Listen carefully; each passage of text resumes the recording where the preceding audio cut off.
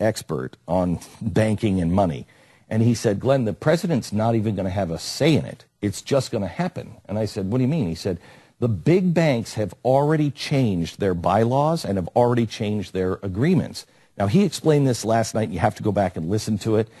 But basically what it says is the bank has a big pile of money and a big pile of debt.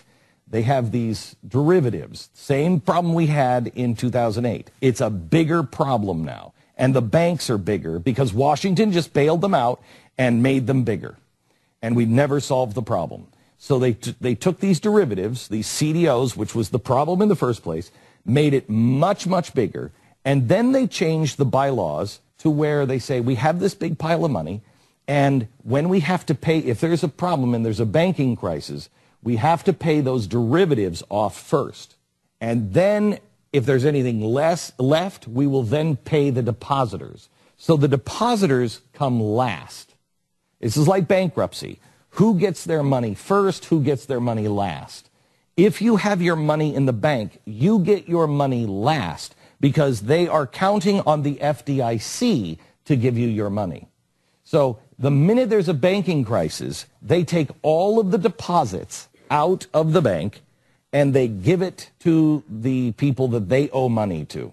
So your deposit is wiped out. Then you have to stand in line for the FDIC. Which, again, is a bailout in and of itself. Yeah, absolutely it is. It's another bailout for the banks. Remember, they went from 100,000 to 250,000.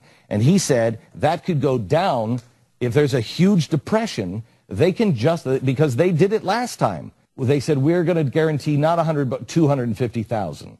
And so they changed it. He said that could easily go from 250,000 to 300,000 or 250,000 to 80,000. He said they don't have to go up. They can go down as well.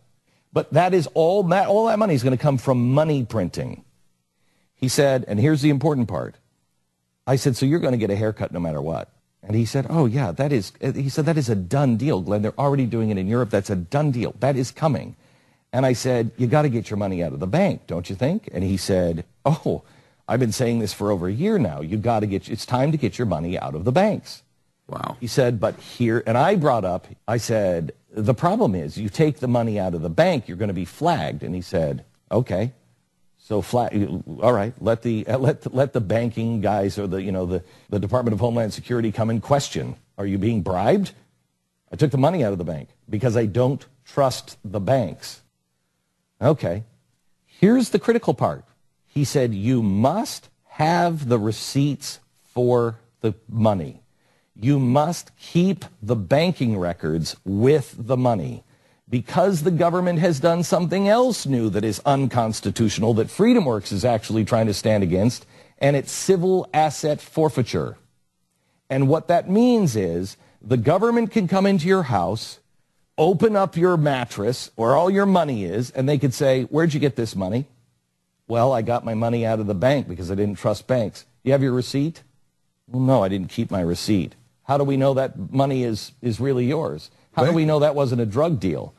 We're taking that money. And you say innocent until proven guilty. That doesn't mean anything? Doesn't mean anything. In civil asset forfeiture, because the government doesn't even have to arrest you. Well, that's unconstitutional. I know it is, but it is now in the law. That's why FreedomWorks, I've been doing that spot for FreedomWorks where I've been saying this has got to stop, and they're standing up against it and trying to get the Congress to pass a law. It's already happening.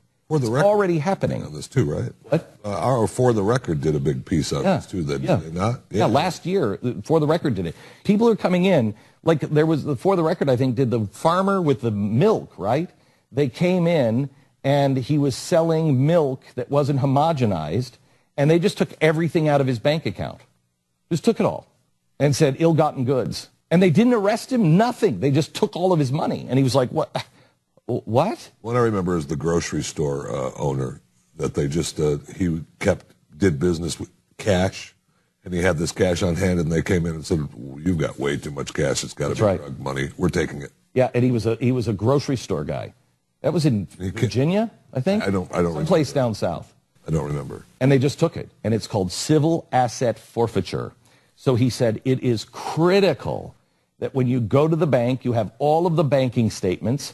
You have the receipt when they hand that money to you, and you rubber band that receipt on the money. Mm-hmm. And he said you have to be able to prove that that money was yours and that money came out of the bank. You should probably keep your paycheck stubs with the money. And then you have to keep it safe. It's crazy what's coming. It's crazy what's coming.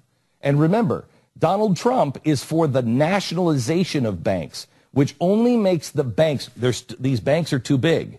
He wants to make them into one bank, and a bank with the government's control. So there is, and this is why, he explained this last night. He said this is why now the Treasury is talking about taking those $100 bills off the market.